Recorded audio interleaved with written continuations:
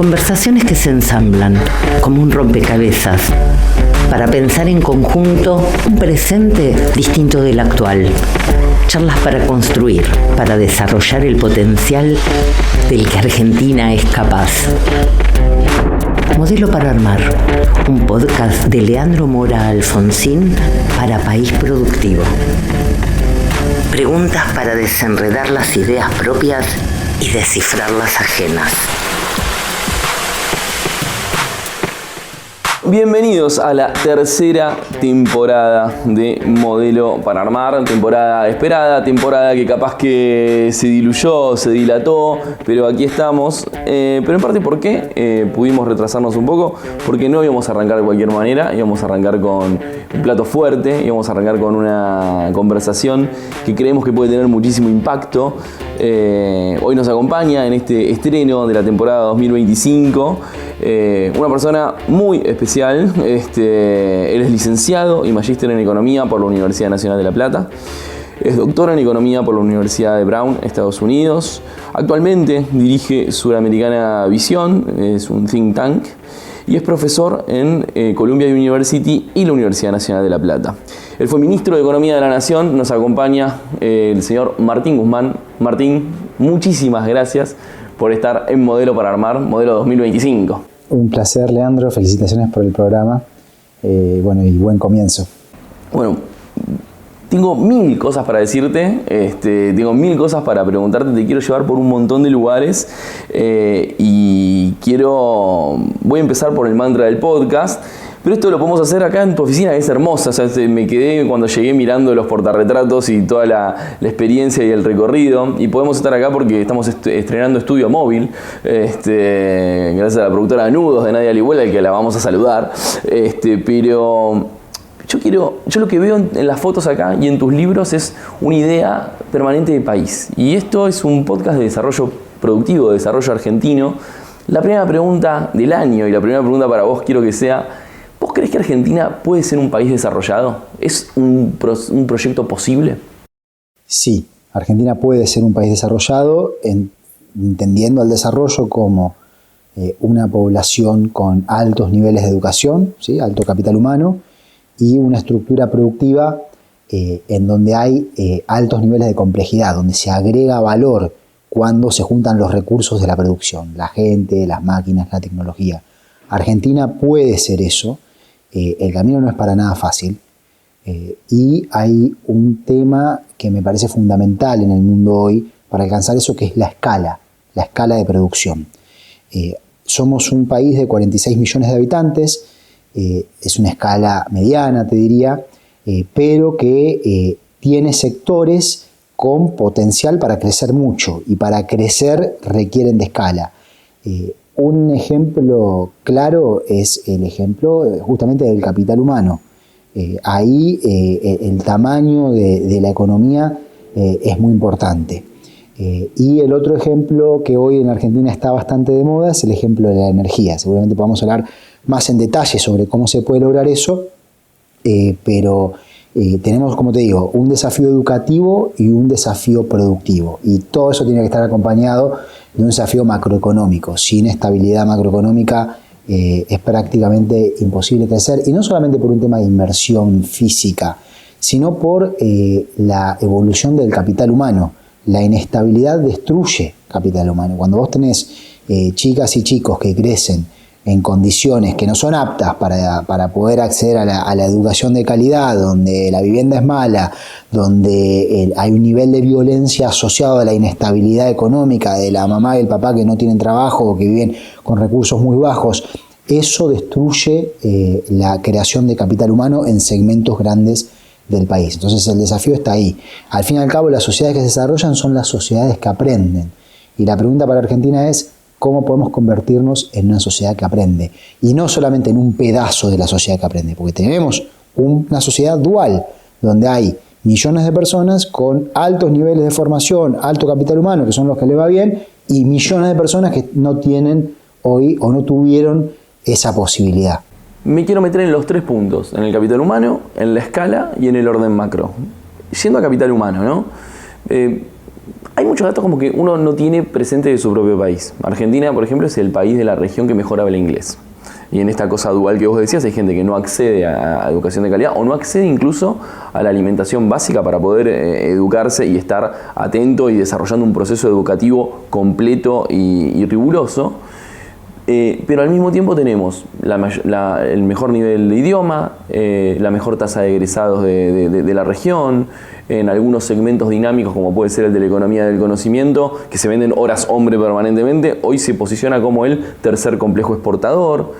Y al mismo tiempo convivimos con una realidad de aumenta la deserción en la escuela media, aumentan los ciclos de sobreedad escolar, gente que termina mucho más tarde de lo que debería terminar, o la función de la escuela en algunos lugares donde más que educativa es de contención.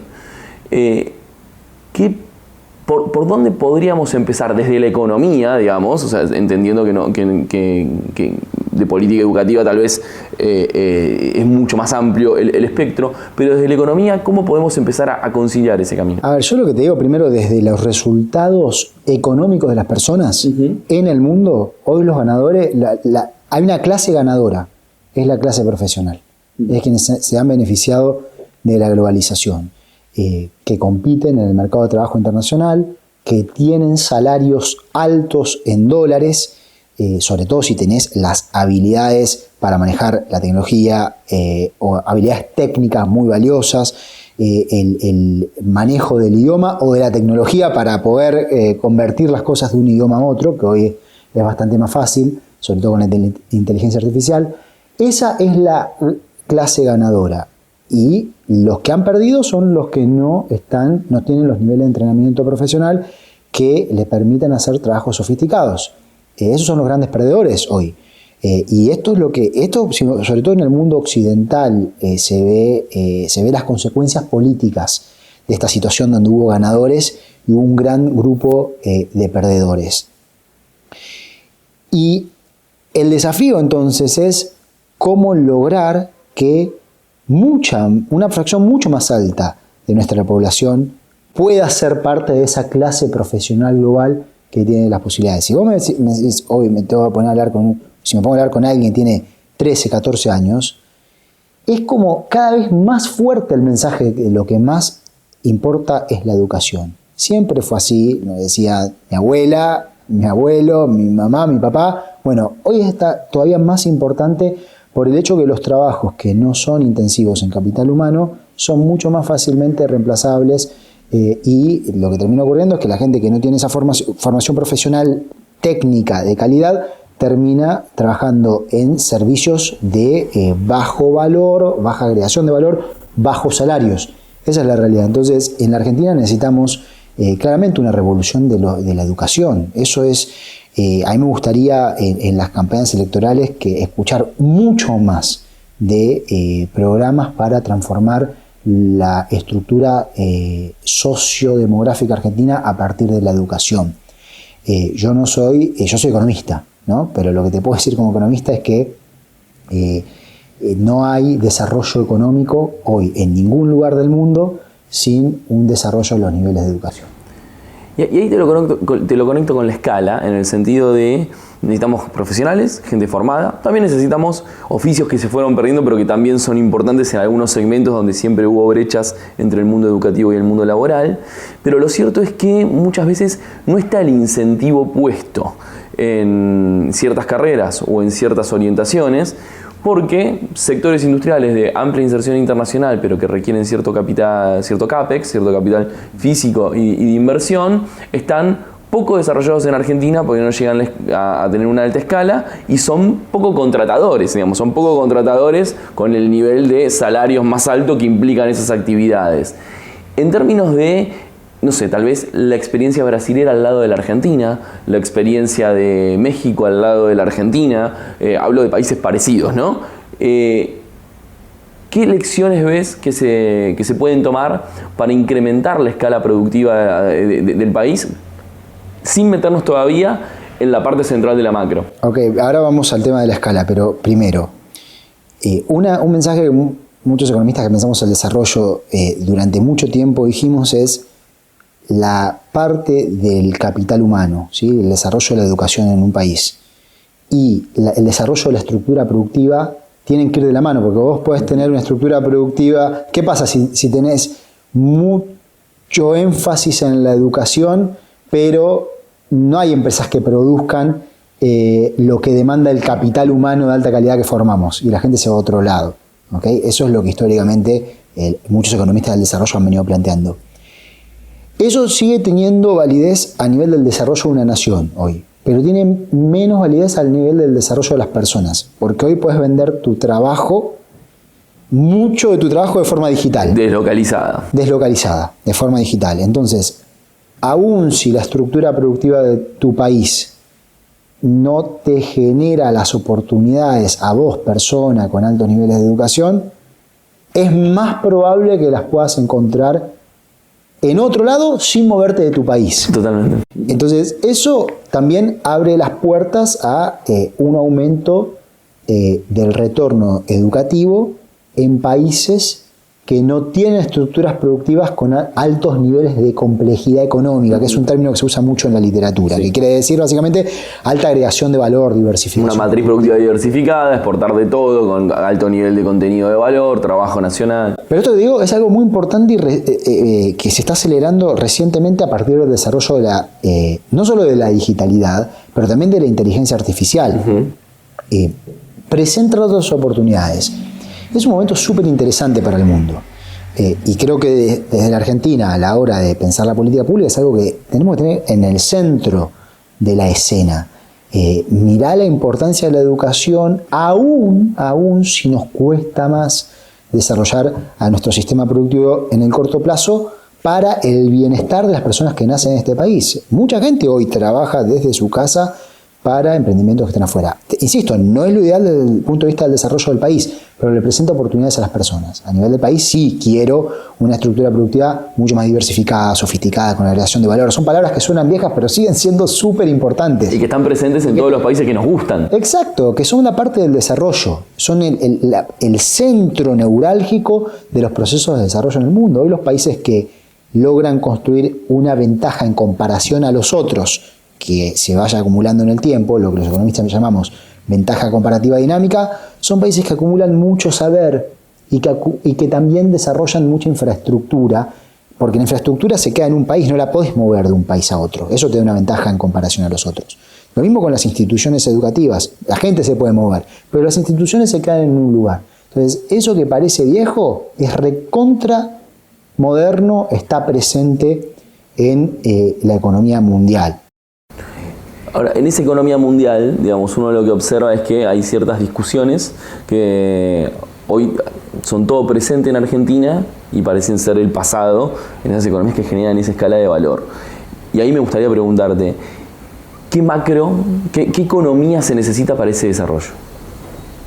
Obviamente que desde la macro es una obviedad decir que la estabilidad, que es lo que te decía antes. La estabilidad, condición necesaria. Sí, esa es la estabilidad. Pero necesitas que la sociedad tenga la forma de experimentar niveles de inversión más altos. Esto es así en cualquier lado. Hoy, fíjate que hay una diferencia muy grande entre países como China, India. A mí me ha tocado viajar por trabajo a estos lugares, y las sociedades avanzadas en el mundo occidental.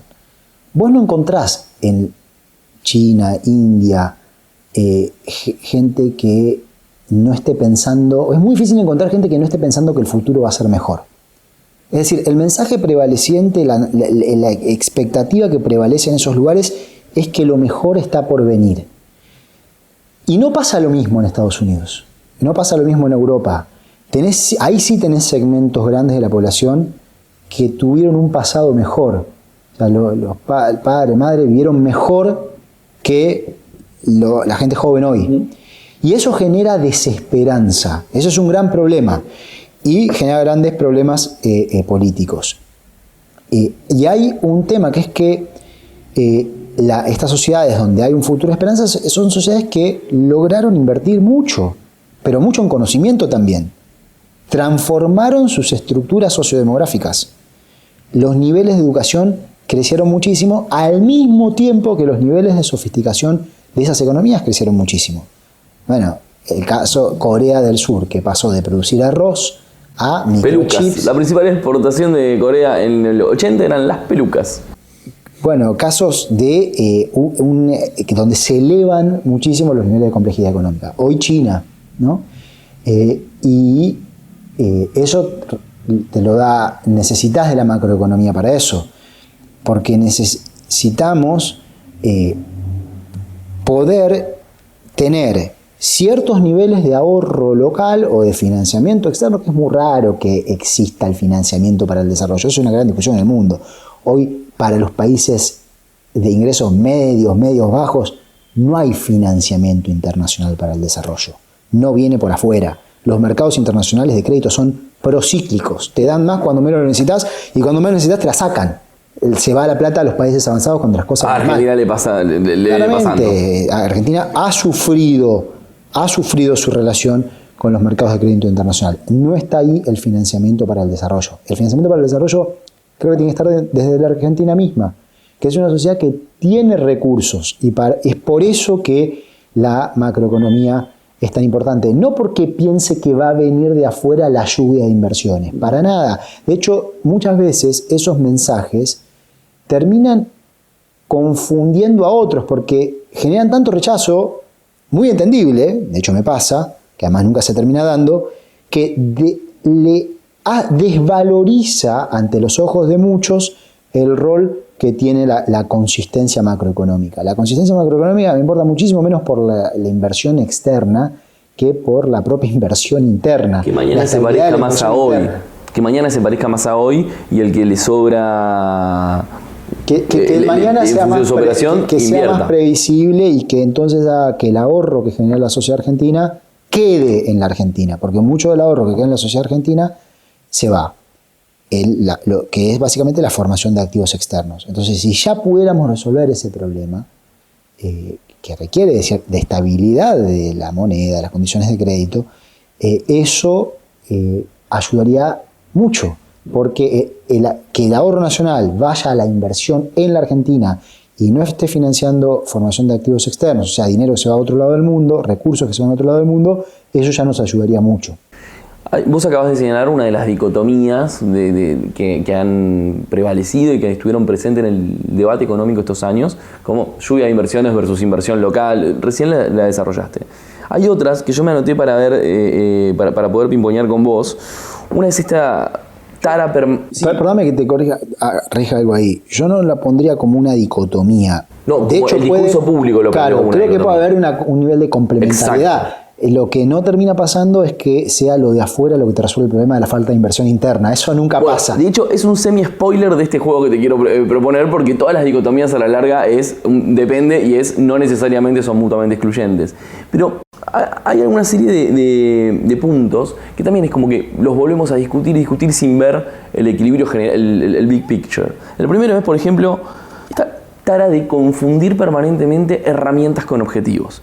Herramientas, no sé, para bajar los precios versus el hecho del objetivo en sí, de tener una economía estable y una inflación controlada.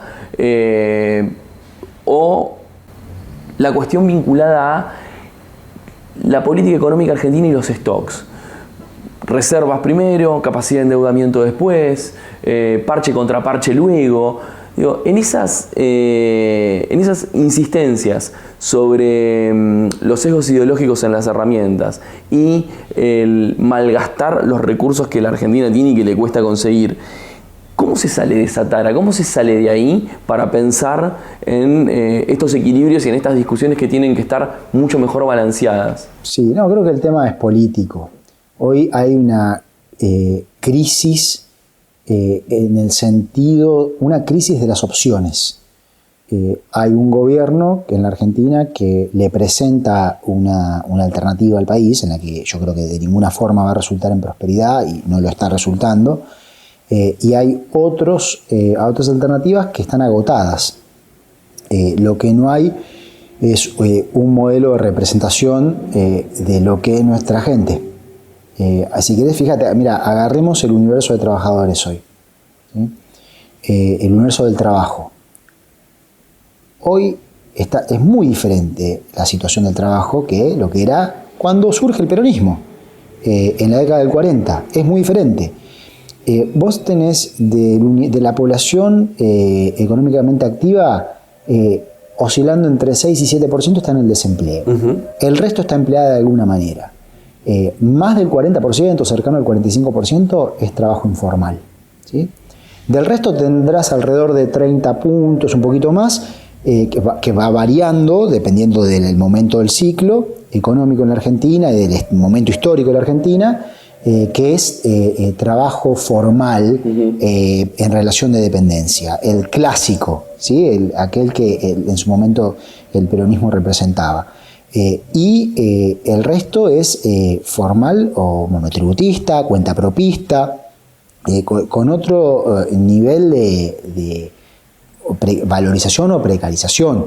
Y hay conflictos muy distintos que hace 6 décadas, 7 décadas o que hace 3 décadas entre esos universos del trabajo. Y lo que hoy no hay es un modelo articulado que le genere esperanza a ese conjunto tan heterogéneo de trabajadores de que van a vivir mejor. Como te digo, al fin y al cabo la clave para que quienes nacen en la Argentina puedan estar mejor es que, por un lado, lo primero, que tengan la posibilidad, las condiciones iniciales mínimas para acceder a una educación de calidad que les permita competir en el mundo. Eso es lo primero. Y lo segundo es que podamos usar eso bien para tener una estructura productiva que redunde en más oportunidades aquí dentro de la Argentina y no teniendo que trabajar para afuera. No idealizar a la sociedad que tenemos, o sea, no pelearse con la realidad, sino transformarla. Ver la realidad que tenés sin el sesgo o el prejuicio de cómo crees que debería haber sido en otro momento. Pero de vuelta, Leandro, entendiendo que hay ciertas cosas, ciertas medidas económicas que generan conflicto entre los distintos sectores. Claro. A ver, un ejemplo. Eliminás el impuesto a las ganancias a las personas humanas. Se benefician los trabajadores que pagaban impuestos a las ganancias. Una fracción pequeña de todo ese universo que te acabo de decir.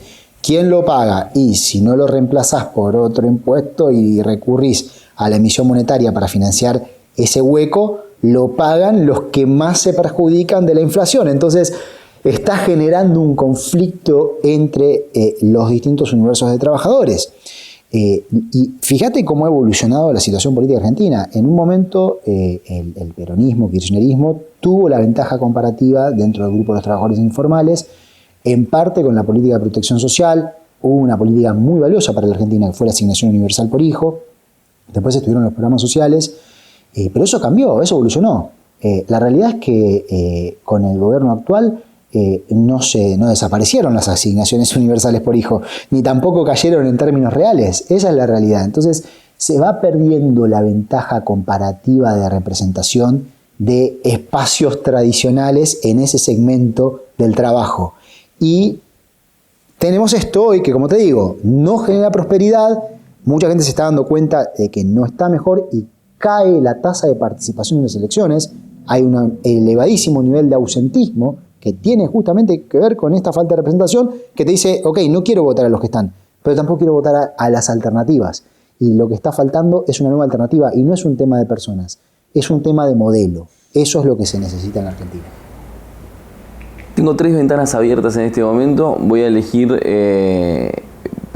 voy a seguir en lo humano un segundo.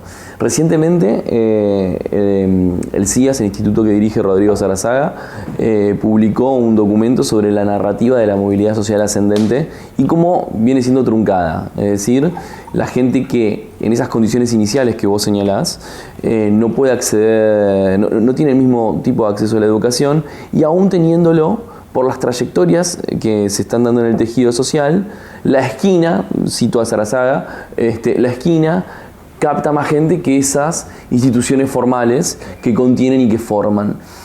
Y que tal vez es una realidad que no vemos tan claro en los números, es una realidad que no vemos tan claro en el proceso económico, pero que está ahí latente y que le pone una idea de freno posibilista intertemporal a la lógica del ascenso de clase. ¿Qué es el ascenso de clase hoy para esa gente? Cuando hablamos de educación y hablamos de tener más profesionales, ¿dónde ponemos el ladrillo para construir en esa base de gente que muy probablemente por 2 o 3 generaciones se le complique mucho la carrera profesional que genera la densidad que necesitamos para más escala, desarrollo y una mejor macro. Sí, bueno, primero te digo que hay que prestar mucha atención al trabajo que se hace en el CIAS, me parece algo muy especial en Argentina, que vale un montón. Y hay que atacar las condiciones iniciales. Hay agendas que tienen que estar muy vivas. Hoy no están en la agenda del gobierno. La vivienda, si no tenés una vivienda digna, ¿cómo creces? ¿Cómo creces en una casucha donde no tenés, no te digo agua caliente, no hay cloaca, vive gente hacinada? ¿En qué condiciones? ¿Cómo creemos que va a ser el camino educativo de esas personas partiendo desde ese lugar? El acceso a la salud, son cosas de vuelta que parecen viejas, pero que son totalmente del presente. Esto influye en algo que vos dijiste hace un ratito sobre la comparación internacional de Europa, Estados Unidos, y que son lugares en donde tal vez la visión sobre el futuro es más pesimista que optimista. Y cuando uno... Para ciertos segmentos. Y uno encuentra en Argentina hoy que se puede ver en el electoral o se puede ver en este tipo de estudios que mencionábamos hace un rato, hay un descontento profundo. ¿Cómo se da vuelta ese partido? Sí, porque de vuelta, es en ciertos segmentos, es en los segmentos, en la clase no profesional principalmente. Y nosotros lo que necesitamos en Argentina es ayudar a las hijas y a los hijos de la clase no profesional a convertirse en clase profesional. Y hay algunos que están lejísimos, muy lejos, porque no tienen ni siquiera una vivienda mínimamente digna. Y sin mínimas condiciones iniciales no lo van a poder lograr. Entonces el esfuerzo tiene que estar ahí. Los bienes públicos hay que asignarlos en mayor proporción ahí también. La parte distributiva de las condiciones iniciales es fundamental. El peronismo que yo quiero ver es un peronismo que se enfoca en una distribución de las condiciones iniciales. Eso me parece la característica más importante de un nuevo modelo de peronismo. Antes de pasar al peronismo me gustaría llegar, que ahí tengo una serie de preguntas bastante densas y que abren muchas puertas, pero me quiero meter en el hoy como punto de partida de lo que está pasando hoy en la economía, ¿no? Y si uno tiene que observar tal vez el gobierno actual de Javier Milei y ver los casi 18 meses que lleva transcurrido, uno ve como que hay 3 gobiernos en uno. La primera etapa de ajuste de precios relativos, la segunda etapa de ciertas expectativas, blanqueo para que entre fondos y fortalecer el primer plan, y una segunda parte que es la protagonizada por el FMI y el refuerzo financiero internacional, pero con 2 hilos conductores: la parte de ajuste fiscal fuerte y poco planificado, sino como que da vuelta a la condición de inocencia. Todo el mundo es inocente hasta que se demuestre lo contrario. Bueno, todo gasto es superfluo hasta que me demuestren lo contrario, sería en esta lógica. Y después, por otro lado, un profundo proceso de atraso cambiario, o sea, de cambio en una condición de la macro, donde el ancla para que la inflación baje y tenga resultados están siendo los salarios y el tipo de cambio. En esas 3 fases y en esta concepción de lo que se sostiene, parecería que el gobierno une pequeños cortos plazos, financiados por el blanqueo, financiados por el fondo, para llegar a un largo plazo donde se cumplan sus expectativas. Y ahí tengo 2 preguntas. Primero, ¿se puede construir un largo plazo pegoteando como en un rompecabezas pequeñas estabilidades de corto plazo? Y segundo, ¿es sostenible lo que está planteando el gobierno en términos de este es mi plan de estabilización? A ver, para sostener un crecimiento y un desarrollo de largo plazo, que el desarrollo requiere de que la prosperidad sea compartida, necesitas cambiar las condiciones iniciales de mucha gente. De vuelta, si vos ves que los niveles de educación de quienes nacen en Argentina no van creciendo, tenés un pedazo del país que queda ahí atrapado en bajos niveles de calificación, ahí no hay desarrollo. Y eso lo tenés que acompañar de una inversión generalizada en saber en el país y en infraestructura, y nada de eso está pasando. Lo que tiene es cierto nivel de crecimiento político el gobierno, porque atacó el problema que era más grande para la sociedad argentina en el momento que el gobierno gana la elección, que es el problema de la inflación. Y me parece acertado que se haya puesto la inflación como problema central, que fue un tema muy difícil en el gobierno previo. Vos recordarás bien que en un momento se hacía una acusación de que estaba habiendo un ajuste fiscal cuando la economía crecía al 10,4% y el desempleo bajaba del 13 al 7%, y que había que bajar el déficit para bajar la emisión monetaria cuando el país tenía muy limitados niveles de crédito, que se perdieron durante el gobierno de Macri en todas las monedas. Entonces, que se priorice atacar ese fenómeno, me parece que políticamente es una decisión acertada, y no lo digo yo solamente, lo dice la gente porque lo votó la gente, y hoy el gobierno goza de popularidad. No es fantástica la popularidad para nada, también fíjate, o sea, hay niveles de ausentismo enormes en las elecciones, como en Ciudad de Buenos Aires, ¿no? 48% creo que fue el nivel de ausentismo en la elección, pero se va afianzando en distintas provincias. Para mí igual tiene que ver con un fenómeno que está presente en la Argentina, que es que hay un marcado antikirchnerismo todavía en parte del electorado, y el electorado sabe que no hay lugar para dos opciones antikirchneristas. Entonces se achica Macri y se achica el PRO y crece La Libertad Avanza. Pero yendo a tu análisis de la macroeconomía, sí, yo también veo tres etapas. No quiero sobreanalizar arriba tuyo, por favor. Es simplemente tirar una pelotita. Veo tres etapas que te muestran que no estás en un camino a la prosperidad. No está ocurriendo. La primera etapa es la etapa del ajuste más fuerte, que vino acompañada de una recesión. La recesión fue el ancla para la inflación. Ese primer verano, digamos. La inflación bajó, había sido arriba de 12% en noviembre del 23, después la devaluación en diciembre está más cerca del 25%, y después va bajando.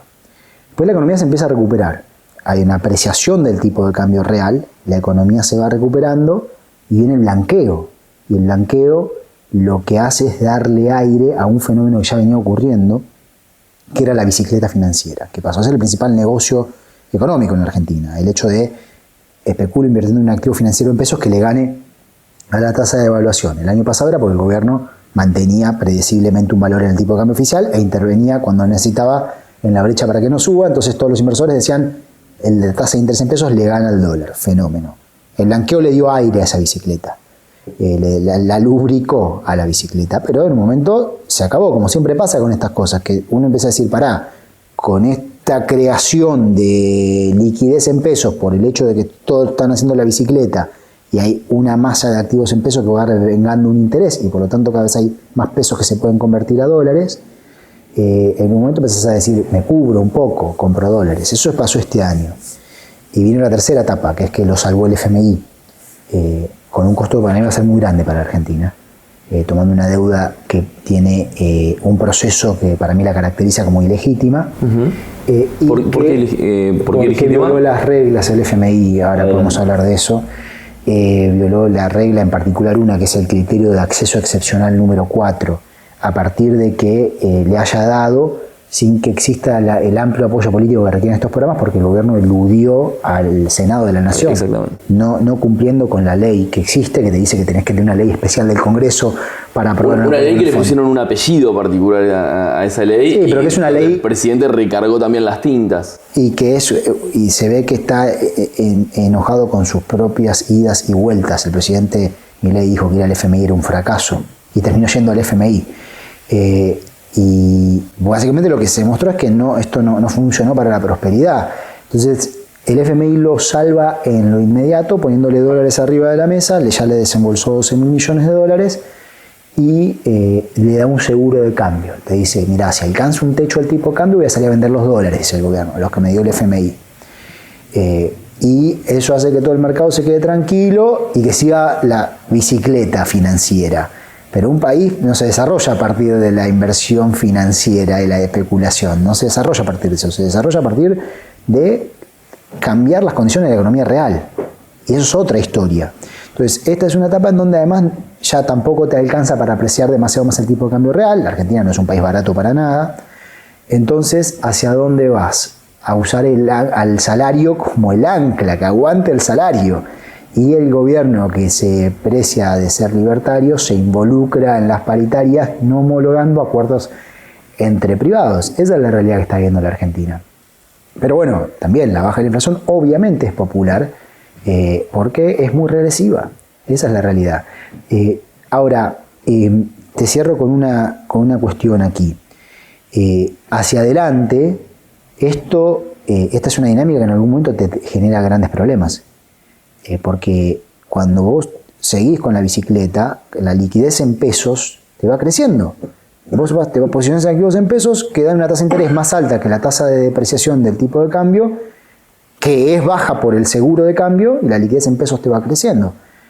Entonces el gobierno dice, bueno, necesito, para que esto no se acabe, que crezca la liquidez en dólares. El FMI ya le prometió más plata, que posiblemente se la den, y cuando ven que no les alcanza, salen desesperados a buscar dólares de cualquier manera. Colchones. Que es lo que está buscando ahora, los colchones, que en realidad la gente la tiene en colchón, la tiene en colchón por alguna razón fundamental de la economía argentina. Tal vez lo que va a facilitar es otra cosa. Lo que facilita es que dinero mal habido pueda entrar en el circuito. Y hay gente que le va a ir bárbaro, le sirve a ciertos intereses muy concretos. O salir, como salieron ayer, a tomar deuda denominada en pesos que se suscribe con dólares y terminan pagando una tasa de interés que reconoce que no hay una expectativa de desinflación tan marcada como dice el acuerdo con el FMI. Justamente la tasa a la que ayer tomó el gobierno deuda, que la tasa efectiva anual está arriba del 30% y 29,5% la tasa nominal anual, lo que te está marcando es que el mercado no cree que la desinflación en la Argentina vaya en línea de lo que el gobierno ha dicho y de aquello que los documentos del acuerdo con el FMI marcan. No está exenta de riesgos. Esa es la realidad. O sea, no se han resuelto problemas fundamentales de la economía argentina para una prosperidad. Sí que hay temas que son importantes que el gobierno puso en la agenda, como por ejemplo el hecho, que lo atacaron de una forma que para mí me parece súper nociva, y que yo también lo planteaba, que es que tiene que haber un cierto orden fiscal y que si hay momentos en donde se desordenó por la deuda externa, que fue lo que tomó el gobierno de Macri, hay momentos anteriores donde se desordenó, que fue durante el segundo gobierno de Cristina, por el manejo de las finanzas públicas, principalmente por el problema de los subsidios energéticos. Hay otro momento donde no se desordenó porque hubo una pandemia, pero vos tenés que converger a cierto nivel de ordenamiento, y eso cualquier fuerza política que busque un camino a la propiedad argentina lo tiene que aceptar. Ahora, en esto que vos decís, pareciera que la única manera de acumular reservas que se encuentran en el gobierno es por financiamiento, ya sea del fondo o por estos instrumentos que vienen tomando. Deuda externa, básicamente. Y ahí la pregunta es, ¿se puede lograr una estabilización que se sostenga en el tiempo si no se acumulan reservas? Porque pareciera que lo fiscal puede ordenarse, pero al mismo tiempo, si yo mantengo condiciones en las cuales el tipo de cambio está lo suficientemente bajo como para no permear en un arbitraje con opciones nacionales, dreno reservas permanentemente e incluso empiezo a comerme el nuevo stock de la nueva deuda. Pero a ver, acá me parece muy importante ser justos y discutir bien estos temas. Cuando vos tenés un nivel de inflación muy alto, está bien que sea tu prioridad bajar la inflación. Antes que acumular reservas, porque el que más sufre la inflación es el que menos chance de protegerse tiene. Clarísimo. Eso, en ciertos niveles de inflación, eso va primero. Después el tema es, si vos querés poder sostener el proceso de desinflación, tenés que asegurarte que puedes tener estabilidad cambiaria. Y eso requiere de que la economía real que genera divisas le vaya bien. O que esas convergencias que vos decís vayan siendo no una foto de ajuste de precios relativos, sino que lleve una dinámica de un nuevo ritmo, que las exportaciones crezcan a un nivel que te permitan sostener un nivel de importaciones compatible con una actividad que está más o menos estabilizada y que crece, donde se genera empleo, donde baja la pobreza. La acumulación de reservas te ayuda a eso, ¿sí? Y es un objetivo necesario. Nosotros, de hecho, cuando en el programa económico lo habíamos planteado como un objetivo cuando fue el acuerdo con el FMI a la salida de la pandemia. Pero insisto, está bien que se ponga un foco fuerte en atacar la inflación como objetivo primordial. La acumulación de reservas la vas necesitando porque tenés que, para poder sostener en el tiempo la baja de la inflación, asegurar estabilidad cambiaria en la Argentina. Ese es el tema. Pero me parece que hay que, desde la política pública, hay que manejar los tiempos en función de las prioridades. Entonces no hay que sobrecaerle al gobierno con ese problema. A mí me parece mucho más grave de que recurran a un crédito del FMI para usar como seguro de cambio, para asegurar la estabilidad cambiaria en el corto plazo, sabiendo que eso te genera inestabilidad cambiaria futura. Eso me parece más grave que decirle, que atacar con el tema de, mirá, dijiste tener el tipo de cambio que tenés y no acumular reservas. El problema del tipo que tenés, el tipo de cambio que tenés, es que lo tenés por el seguro de cambio y no porque el país esté demostrando que la economía real genera las divisas suficientes para mantenerlo. Ese es el problema.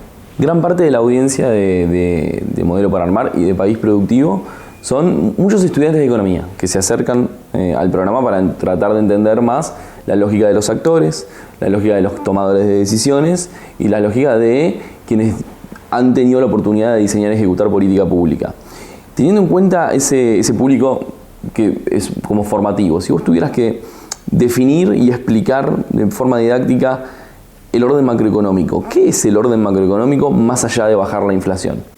Bueno, es que el orden macroeconómico justamente es estabilidad del empleo, estabilidad de la inflación. O sea, los dos extremos de crisis son la deflación, como se vivió a fines de los 90, a principios de los 2000, y la alta inflación. Esos son los dos grandes extremos. En un caso, la deflación se manifiesta por desempleo y la alta inflación está asociada a la alta inestabilidad cambiaria en la Argentina y se manifiesta de cómo vive la gente en alta inestabilidad de los salarios reales y imposibilidad de predecir cuánto vas a poder comprar con lo que ganás. Esos son los dos extremos.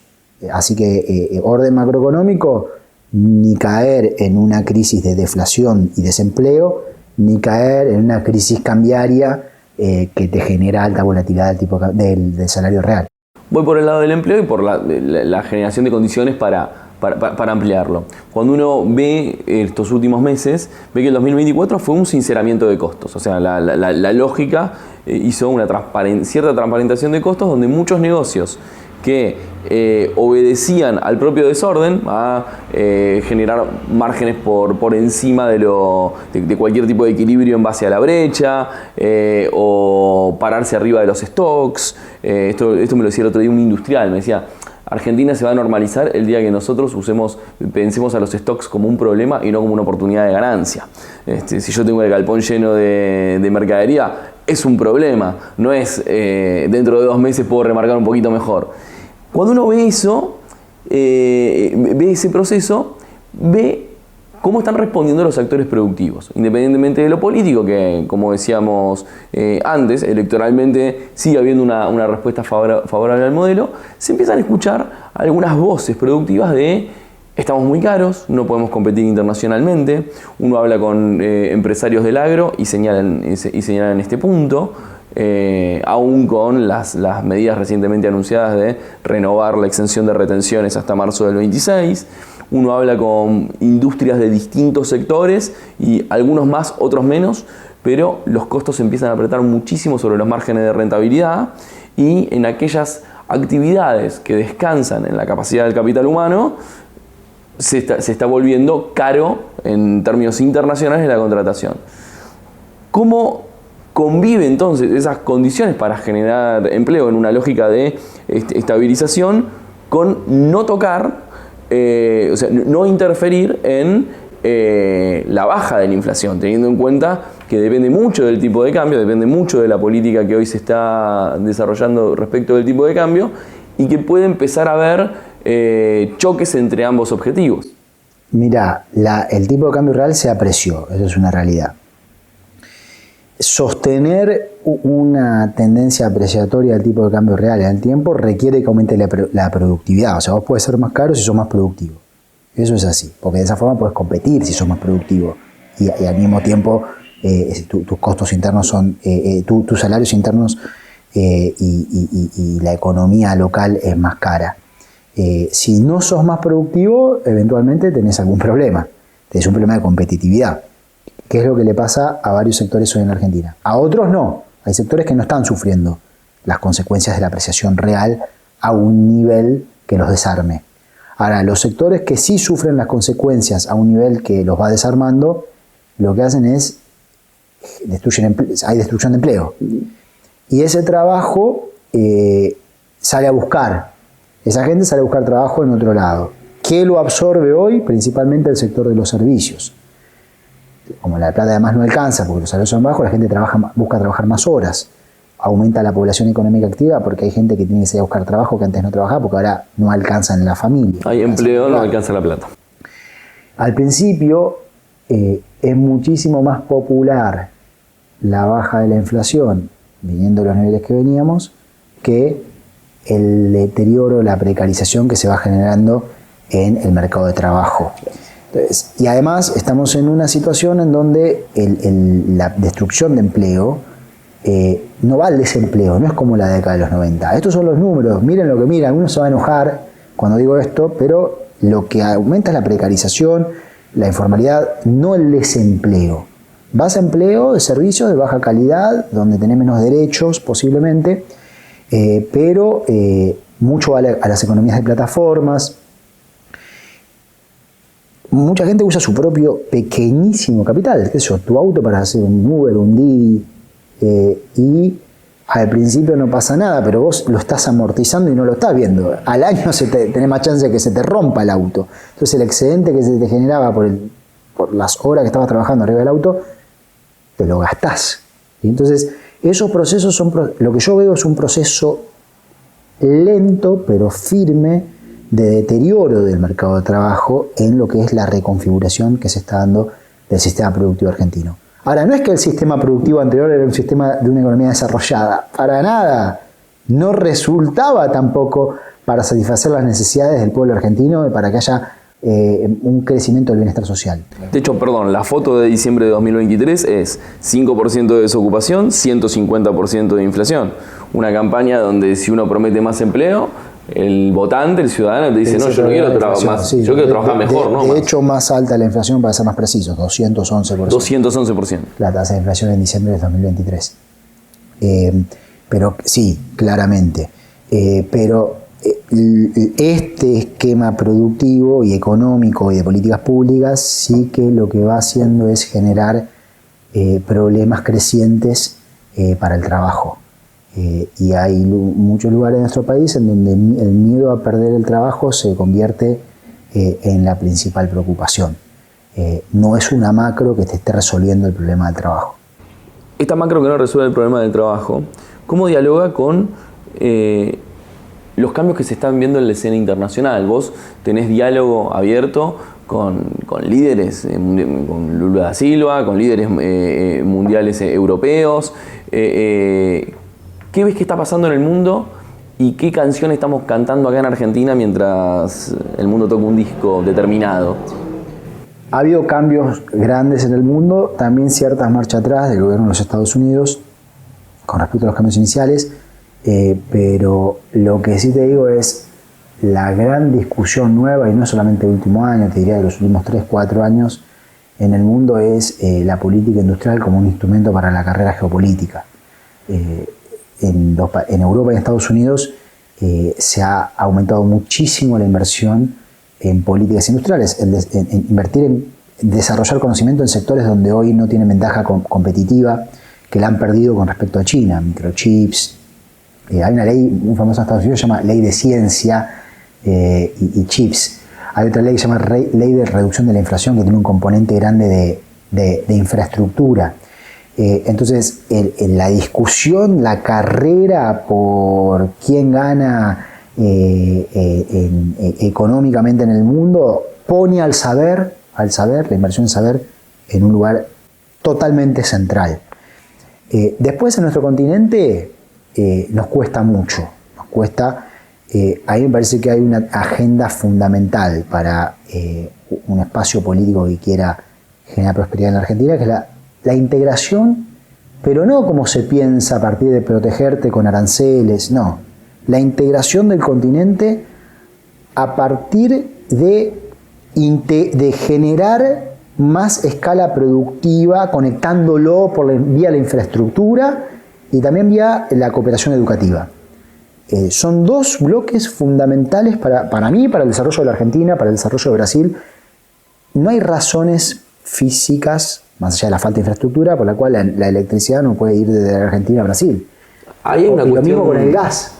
Y hay una cuestión de conducción política de ese proceso de desarrollo. Yo veo Brasil, más allá del plan Nova Industria, que invierte mucho en infraestructura y demás, pero yo veo el Instagram de Lula da Silva y todos los días le está dando la mano a BYD, a una empresa que fabrica baterías, a una empresa que fabrica biotecnología para exportación. Digo, sí. Esa conducción o ese pensamiento de una Latinoamérica integrada, ¿cómo se logra con tanta diferencia política en el corto plazo?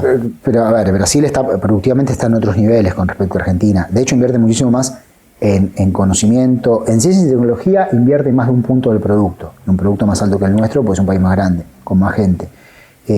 Argentina invierte 0,3% del producto en ciencia y tecnología. En el interior de Brasil hay un desarrollo impresionante a partir de los desarrollos tecnológicos del sector agroindustrial. Y ahora la gran agenda es cómo conectar a las diferentes regiones, no que todo tenga que pasar por las grandes ciudades, San Pablo la más grande, cómo conectar al interior. Y están en la agenda con los planes de infraestructura, portuaria, los aeropuertos, los trenes. Eso es algo súper importante. Ahora, a Brasil también tiene una agenda que le convendría con respecto a la Argentina desde el punto de vista productivo, que a nosotros nos convendría un montón. Yo te hablaba de la integración energética. Nosotros tenemos vaca muerta aquí y estamos en un continente donde se importa fertilizantes de otros continentes. Cuando vino la guerra en Ucrania, Brasil no tenía fertilizantes y acá se usa gas. Podríamos ser el número uno. Para producir fertilizantes y no lo logramos hacer. Tenemos una empresa que tiene al Estado entre sus accionistas. YPF es accionista de Profértil y no podemos lograr elevar la escala de producción de fertilizantes ahí. El sector privado por sí solo tampoco lo hace.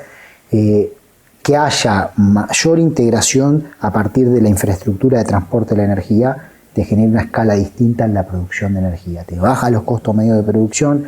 Eso, si está bien regulado, significa que sale más barata la energía en el país, las empresas se hacen más competitivas. Si encima la usás para industrializar la energía, para producir fertilizantes u otras cosas donde estés agregando valor, tenés un país con muchas más oportunidades. Lo mismo te decía sobre la educación. A mí me ha tocado tener muchos estudiantes europeos que fueron parte de este programa Erasmus en Europa, que los integra bastante, los enriquece culturalmente. Y después son las mismas generaciones jóvenes las que empujan la integración hacia arriba. Nosotros no tenemos nada así.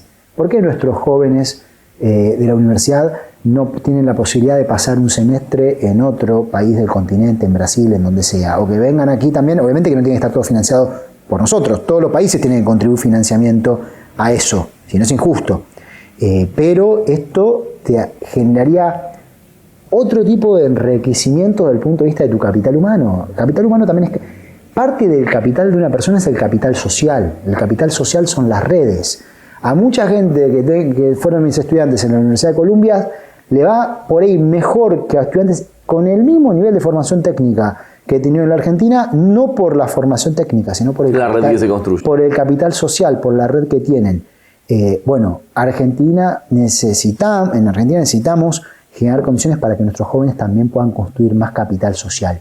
Y el capital social es de más valor de mercado si tiene un componente internacional. Última pregunta. Este mundo, con estos desafíos y la economía de estos 18 meses, ¿decanta en un peronismo que tenga un mejor diagnóstico? ¿Hay algo? ¿O del otro lado de la realidad es un desierto? No, yo creo que están, yo creo que las ideas por ahí no están tan articuladas, están un poco sueltas, pero que están. Creo que hay un problema de transición que abordar. Hoy no lo veo, hoy no está pasando, pero las ideas van en algún momento a tomar vuelo. Sí, creo que tiene que haber un cambio. Hay un punto de la conducción política que tiene que ver con si queremos conducir un proceso de estabilización y de prosperidad, hay que conducirlo políticamente. Pero hay que ver quién se anima también, quién se anima cuando es duro. El poder se construye ganándolo. Ese es el tema. En noviembre de 2023, cuando vos pensabas, cuando estabas, o en diciembre de 2020, en la previa de decir, che, tenemos que bajar la infla y llegar a un proceso de estabilización y demás, ¿cuáles eran tus expectativas? Vos me hablás, creo que de diciembre de 2019. Exactamente, de 19, no del 23. ¿Cuáles eran tus expectativas en ese momento? ¿Y cómo pensabas que había que conducirlo? Saquemos la pandemia de lado un minuto. Hablo de esa previa. No, bueno, se arrancó bien. Lo que Argentina en ese momento tenía una crisis de deuda muy fuerte. Había bajado en los años previos el déficit fiscal primario, pero no el déficit fiscal porque la carga de intereses de la deuda había crecido mucho y el país había perdido acceso a los mercados de crédito y la deuda era un factor desestabilizante. Y tenía que haber un ordenamiento de las prioridades dentro del Estado, en que invierte el Estado los recursos que obtiene a partir de cobrar impuestos, básicamente. Y había que transitar también hacia un ordenamiento de las cuentas públicas, pero de una forma que pusiera la economía en la senda de la recuperación. Entonces se arrancó con una ley que se llamó Ley de Solidaridad Social y Reactivación Productiva, que incluyó ciertas reformas en los tributos de carácter progresivo, como por ejemplo volver a poner el impuesto a los bienes personales. Muchos de los empresarios con los que hablo me dicen no me gusta, otro lado no está. Para mí me parece un tributo fundamental de la economía argentina, otros lo entienden, ¿por qué? Con otras medidas impositivas y la economía reaccionó rápidamente, se inició un proceso de reestructuración de deuda también, de hecho se reestructuró la deuda y hubo una caída muy grande de la carga de intereses que enfrentaba la Argentina. La inflación había estado arriba del 6% mensual durante el gobierno de Macri en el 2019 y llegó a ser, muchos ni se acuerdan, 2% mensual en febrero del 2020 y la actividad económica se había empezado a recuperar. Había que ir hacia una normalización de la macroeconomía, también estaba dentro de los planes salir del cepo cambiario y poner en su lugar lo que llamamos regulaciones macroprudenciales de la cuenta de capital para desalentar a los capitales especulativos, lo que llama el dinero caliente de corto plazo que entra y sale de golpe, especulando y no invertir en fábricas. El deporte nacional. ¿Ya? Pero sí facilitando la inversión en la economía de todo tipo, incluyendo la externa. Habíamos arrancado muy bien, después vino la pandemia, fue un golpazo en un contexto donde no había acceso al crédito, donde hubo que recurrir al financiamiento monetario, donde lenteció el proceso de bajar la inflación, pero en el año 2021 sigue la economía, transitó por una senda de una fuertísima recuperación, creció la economía más del 10%, bajó el desempleo, como te decía, había llegado a ser 13%, bajó a 7%, la pobreza cayó 5 puntos porcentuales en un año, la desigualdad estaba bajando, había un enriquecimiento del sistema productivo desde las capacidades y había cosas que se podrían haber hecho mejor. Y ahí claramente no estuvo, al principio había una idea apoyada y después también las circunstancias van cambiando, la pandemia entre ellas, pero hay cosas que creo que tendrían que haber ocurrido que no pudieron pasar, pasaron tarde, como por ejemplo dejar de gastar la cantidad que se gastaba en subsidios al consumo de energía, que es pero rico, no tiene ningún sentido. Fue una pelea muy grande que se dio, que se tardó, bueno, es famoso el tema del refinanciar la deuda que había tomado el gobierno de Macri con el Fondo Monetario Internacional, los conflictos que se dieron, para mí de una forma que no tiene sentido, alrededor de eso, justamente que la idea era no tener que pagar esa deuda impagable. Así que no se pudo dar continuidad. Creo que lamentablemente se perdió una oportunidad porque la economía venía mejorando. Hoy estamos en un contexto igual que es distinto. Los planes económicos se tienen que adaptar a las circunstancias en las que se viven, las que se tienen en el momento en que lo implementás. Hay principios que mantienen cierto nivel de generalidad, pero las especificidades cambian. Pero sí creo que Argentina podría ir por otro camino. Como reflexión final en ese punto, a ciertas cosas se llegó tarde y en ese momento se hablaba de la conducción política. Luego vino un proceso que fue el de Massa, donde la conducción política parecía dada o parecía garantizada, o así se vendía. Sin embargo, el peor derrotero de la economía se dio en esos meses y decantó en la llegada de Milei. pareciera también que con la conducción política no alcanza. Vos recién decías, hay lugar a nuevas ideas que tienen que pugnar en esa discusión. ¿Cómo se plasman esas nuevas ideas y esas ideas de una economía racional, prospectiva y próspera hacia adelante en este marco y con ciertas heridas abiertas de malas ejecuciones? Pero siempre es igual, ganando elecciones. Pero ganando elecciones sobre no es con un sentido del propósito. Es así. No es, yo creo que la idea está de la gente que se junte, la unidad, está sobrevalorado. Yo quiero unidad si es unidad sobre un conjunto de ideas, no unidad para ganar. O sea, no me interesa la foto de la gente juntándose como si estás juntando votos. 3% este, 15% esto, eso no me sirve. Lo que sirve es aunar sobre una idea de país. Una idea de país que entusiasme, que genere esperanza, tanta esperanza como para ganar una elección y después tener el valor que hay que tener para ir adelante, la audacia que hay que tener, que hace falta para ir adelante para un proyecto transformacional. Siempre que haces algo que apunte a ser transformacional, hay que actuar con audacia y va a haber intereses que vas a estar tocando y te van a tirar con todo en contra. No es para cualquiera esto, pero bueno, ese es el camino. Martín Guzmán, economista de 42 años, pasó por Modelo para Armar y por País Productivo. Gracias enormes por esta conversación y por las ideas que dejás, que vamos a seguir debatiendo a lo largo del año. Así será. Mucha suerte en el ciclo, Leandro. Gracias.